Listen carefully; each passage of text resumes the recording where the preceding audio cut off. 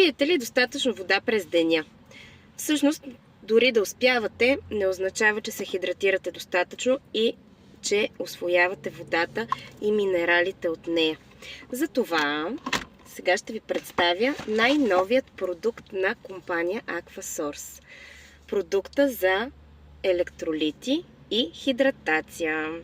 И тъй като е съвсем нов, все още не съм го отваряла, разбира се, по време на път обичам да пия своето кафе. След малко ще ви кажа какъв ми е късмета.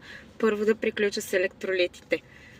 Сега ще ви покажа. Това е голяма опаковка от 200 грама и вътре продукта е на прах, така че да бъде лесен за употреба. Вкуса е на лимон и малко сол, т.е. стандартната електролитна напитка, която си приготвяме вкъщи, само че с добавени още витамини и минерали. Една лъжичка мерителна е за половин литър вода. И сега ще ви покажа как бързо приготвям своята електролитна напитка по време на път.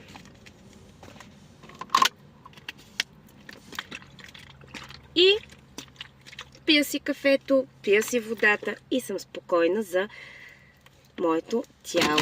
А какъв ми е късмет? Късмета ми е: нито едно обичам те не може да се сравни с отслабнала си. Прекрасен ден! За повече въпроси и информация за новия продукт, както и поръчки, пишете ми.